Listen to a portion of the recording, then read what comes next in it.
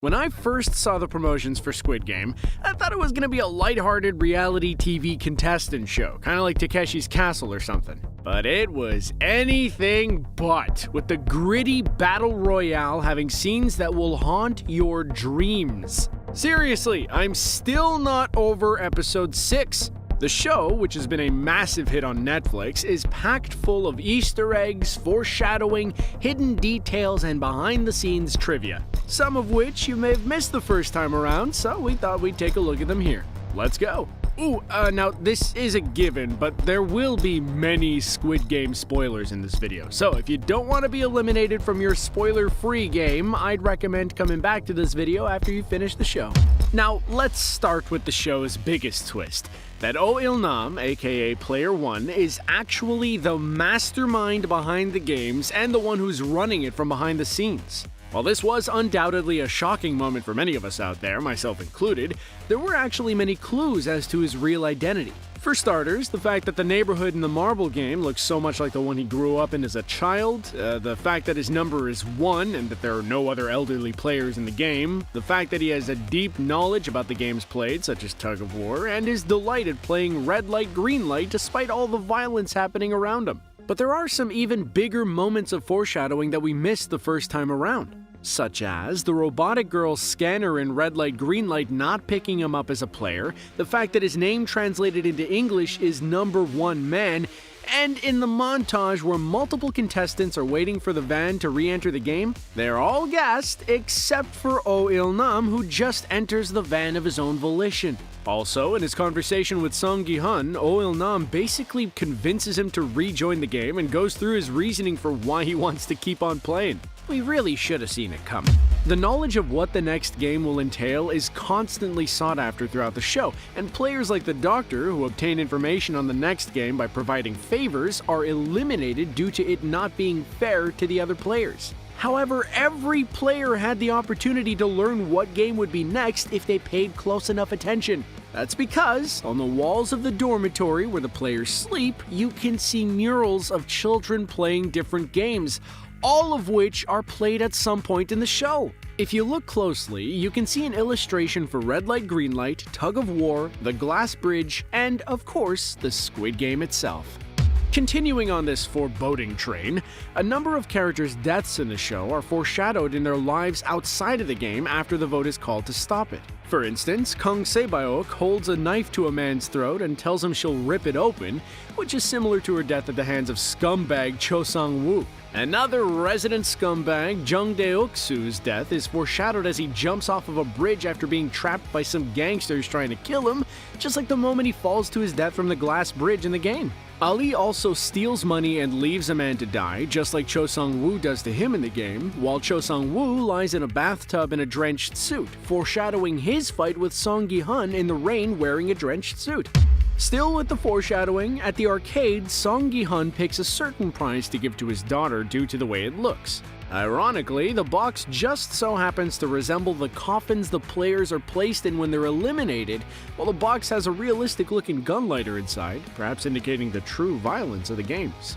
Now this one's a bit contentious, but Song Gi-hun wins 4.5 million at the racetrack, and seeing as his number in the game is 456 and he wins 4.5 million and there are 6 zeros in a million, maybe that's also foreshadowing his number? Maybe?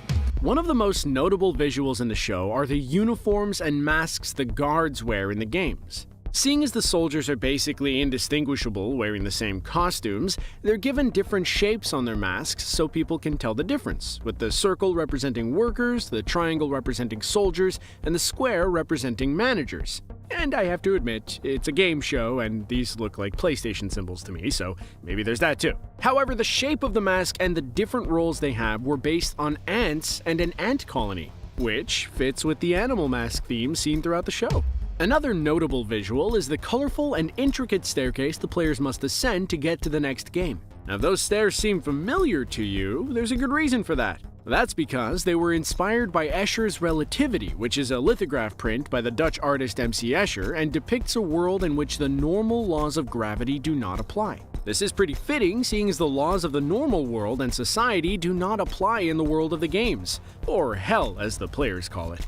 Jung Ho-yeon stole many a person's heart with her performance as Kung Se-bayok, with many fans falling in love with the character. What makes it even more impressive is that this is actually her first ever acting role. But Koreans will likely be very familiar with Jung Ho-yeon, as she is a well-known fashion model in the country and was a runner-up in the 4th contest of Korea's Next Top Model.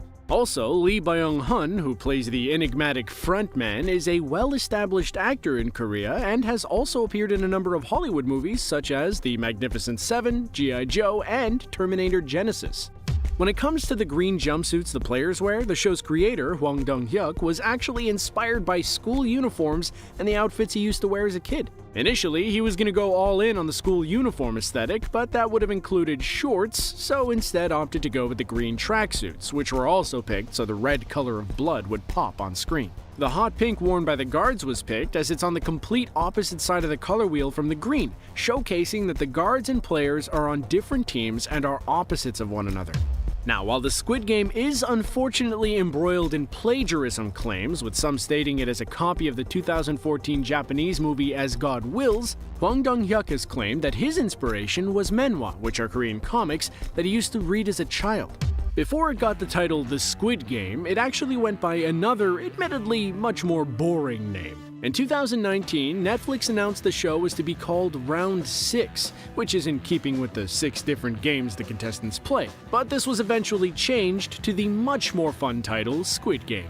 The Squid Game is visually stunning and very aesthetically appealing, with the big, immersive sets where the games are played being especially captivating. Surprisingly, though, these sets were actually built for real, with very little VFX used in the show. And for instance, the set used for Red Light Green Light, including the robotic girl, were actually built for real, all of which allowed the actors to fully immerse in the scene. With the crazy amount of foreshadowing and intricate storytelling, it's not surprising to learn that the script has actually been in development for some time. In fact, Hwang Dong-hyuk actually started the script all the way back in 2008, finishing the first draft in 2009, but still having to wait 10 years to successfully pitch it. Still, he had to wait to actually finish the series, with filming at one point postponed due to COVID. As we said, very little VFX were used in the show, and not only were the sets real, but the amount of contestants who played the game. For the Red Light Green Light game, there are indeed 456 actors in the scene, instead of digitally inserting people into the scene in post. And finally, let's end on some goofs, shall we? A what? One of the best goofs in the show comes down to a typo, as when the frontman reviews the former glass factory workers file during the bridge game, the file reads that he had been working in the factory from 1897 to 2020, meaning that the character could be well into his hundreds. Another goof comes when Gi-hun enters the password for a credit card which he took from his mom secretly in the first episode and enters 0426 as his birthday. Later on, we see his file in the frontman's room and it says it's actually on Halloween. Whoops. While a season 2 has yet to be confirmed, the show has been one of the most popular on Netflix in over 22 countries since its release, and has caused Korean media stock to go up by 50%. With season 1 ending on somewhat of a cliffhanger, expect us to be returning to the games very soon.